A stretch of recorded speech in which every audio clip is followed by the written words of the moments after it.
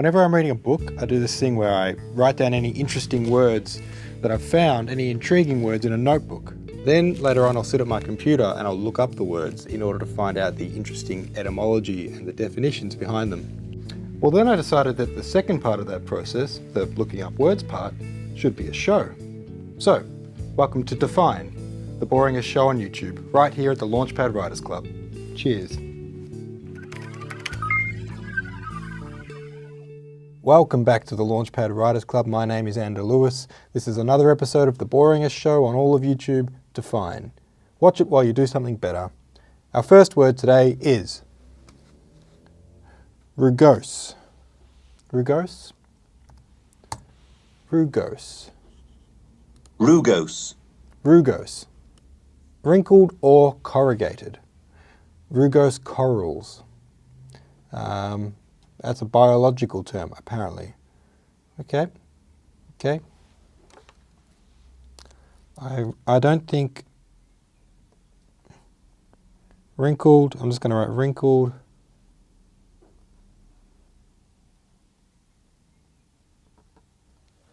corrugated. I don't think we're going to find any interesting etymology behind that word. It comes from the Latin rugosus, derived from wrinkle, used to describe flowers having a rough wrinkled surface. Parasynthetic, what's that mean? No definition. Well, I'll see about that. The formation of a word by the addition of a derivational suffix to the... Oh, we're down a rabbit hole. Let's go back. Okay, rugose means wrinkled or corrugated. Let's move forward. Our next word is thenceforth. Thenceforth.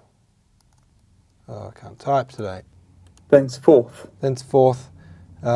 It's really just the past tense of henceforth, I believe. So if you've got henceforth meaning from now on, thenceforth would mean from then on. From that time, place or point onwards. Although this example, well, that's in past tense, yeah. Let's see what happens if I look up henceforth. From this or that time. You know, I think that thenceforth might just be an archaic version of henceforth. I don't think the distinction between them is really defined. Okay, let's go thenceforth versus henceforth. Let's see what we find here. Okay, so this is from Grammarly.com. Henceforth and synonyms hence, henceforward, and henceforwards mean from this time forward or from now on. It refers only to time. Thenceforth can mean from this time forward or from this place forward.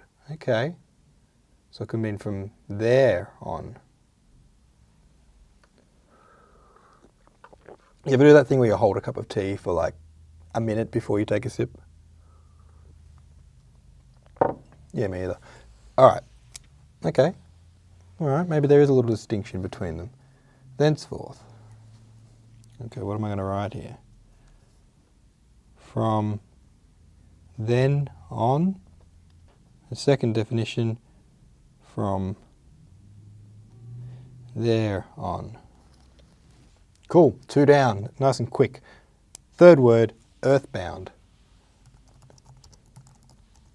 I like this one, actually. The reason I put this one in here is because I like the fact that the two separate definitions have kind of opposing meanings.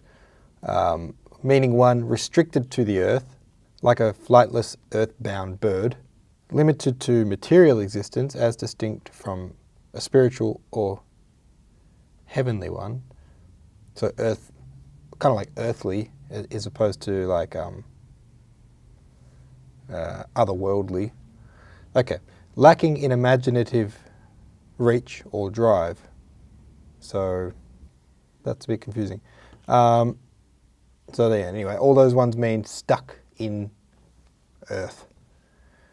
And then the second meaning is moving towards Earth, an earthbound spaceship. I like that because it makes use of both meanings of the word bound, as in stuck to or heading towards. Looks like it was very seldomly used for the first 100 years of this graph. And then it kind of popped up there. That's probably about the space race time, actually. No, it's a bit early, isn't it? That's a bit early. Sci-fi time. That's where sci-fi became big. And now it's plateaued a little bit, but, you know, with all this Elon Musk talk, I reckon we might see a bit of a resurgence of the word Earthbound. Oh, they could use it in two ways. They'd be saying, we are no longer Earthbound. We can reach other planets. And then on the return trips, they can say, this vessel is Earthbound. So that was coming straight back. That graph, it's going to go up. So buy stock in the word Earthbound. That's my prediction. That is my prediction. Enough of this drivel. Let's write down a word, hey? Restricted to the earth.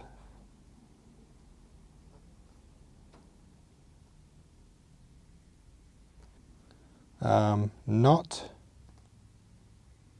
otherworldly. It's not a very good definition, but it makes sense to me. And also moving towards Earth. Wouldn't you capitalize Earth in that situation, being the name of a planet? I think you would. Like, you wouldn't say heading towards Australia with a lowercase a. It's a noun, it's a name. It's a name noun. What's a name noun called? Name. I don't know, let's move on. Name noun. I'll Google that just because this is a show about words. Name noun. Proper noun. A proper noun. Is that really what it's called? Proper noun. It's common or proper. It's a proper noun, Earth, in that respect. I think. Could be wrong. Could be wrong. Is planet Earth a proper noun?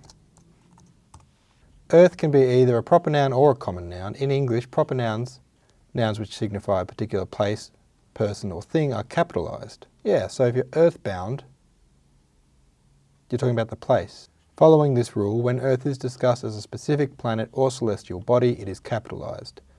Let me just go back here and just say, I just corrected Google. It's like 1,000,000 internet points. All right, next word. Let's have a look here. Umbra. This is a cool word. This is one of those words that really seems like it could have a lot of literary meaning. In fact, the second definition here is a literary definition. Shadow or darkness. An impenetrable umbra seemed to fill every inch of the museum. Ooh, gives me the willies. Or does it? Umbra, the fully shaded inner region of a shadow cast by an opaque object, especially the area on the Earth or Moon, experiencing the total phase of an eclipse. It comes from the 16th century, denoting a phantom or ghost, from Latin, literally, shade. So they're referring to a phantom or a ghost as shade. That's cool. That's cool, I like that. I also saw a definition once as umbra, meaning the darkest part of a shadow, which I thought was really cool. Yeah, here we go. The darkest part of a shadow, this is dictionary.com, especially the cone-shaped region of a full shadow cast by the Earth, the Moon, or another body during an eclipse. Let's have a look if there's any synonyms.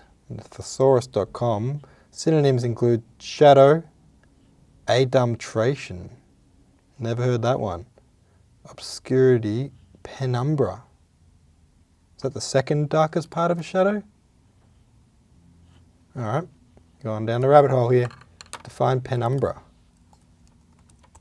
A partially shaded outer region of the shadow cast by an opaque object. A peripheral or indeterminate area or group. So it's the kind of blurry bit of the shadow that blurs the line between not shadow and shadow, I think. I'm not going to write that down. Do your own research on that one. Umbra. I'm going to write the cool sounding definition. The darkest part of a shadow.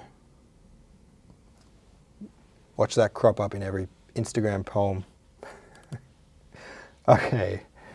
Last word. Equipoise. Noun. Balance of forces or interest. The temporary equipoise of power. balance or counterbalance something. A counterbalance or balancing force. I like this, opposing forces. You know what that reminds me of? This is what happens when an unstoppable force meets an immovable object. That. Equipoise. I like it. It's kind of like that stalemate inertia thing, but it's got like power behind it. Powerful forces with an equilibrium. Okay, what am I going to write here? A balance of forces or interest. Balance of... I think it pertains to like opposing forces, because we've got symmetry, parity, equality, and then in the verb definition, a balance of or counterbalance of something. So I'm going to say a balance of opposing forces. Very cool, very cool. Well done, team. We just looked up 5 words. Hopefully you've added at least one new word to your vocabulary. Yeah, a reminder, the point of this isn't necessarily to teach you new words, but it's to mix words back into your vocabulary that might be a bit obscure, or words that you, maybe they're even words that you know, but you've never actually used. I know there's a lot of words like that for me. Probably, maybe all the words on that list are words that I've never really used in spoken or written language. Even though for the most part, I think I mostly already know what they mean. Like if I read them in context, I wouldn't need to look them up. Oh yeah, think about it like that. It's just refreshing your vocabulary, adding to your sort of spoken dictum, your kind of mental Rolodex of words that are there ready to be used. All right, that's it for our words today. Nice and short and sweet. You know, before I sign off, I just want to say, have a look at our most recent video, our most recent one before this video, our penultimate video, you could say. That's a little 1-minute ad for our after-school writers club that we run here. You might be interested to see what we do outside of the YouTube channel. If you want to support the club, that would be great. You can see the links below. It'll say support Launchpad, which just goes to pay for everything you're seeing here, including the office space, the food that we give to these kids after school, all the rest of it. Currently it operates at a loss, and I make up the deficit by driving Uber on the weekend, which means I've got no time to write novels. These kids hound me every time they come. They say, why aren't you writing your next novel? And I say, oh yeah, I'm working on it. Realistically, actually all my spare time, I'm driving a car, trying to pay for this place. The reality is, I've got a handful of members. We need 20 members of this club to break even on the space where we're running the club. That's really not that many members when you consider that the kids that do come, they love it. We just need to find more of those kids. And when you think that there's really no other place in this whole city that does what we do here, 20 members isn't that many. What I want to do is have the Patreon page going until we get to the amount of memberships needed to cover the costs of this building. And at that point, I'll stop the Patreon and I'll discontinue it. You can sign up for as little as $1 a month. You can do more if you want, or you can just continue to enjoy this for free. Anyway, thanks for watching. I hope you learned something. I hope you've added at least one new word to your vocabulary. And we'll see you in the next one.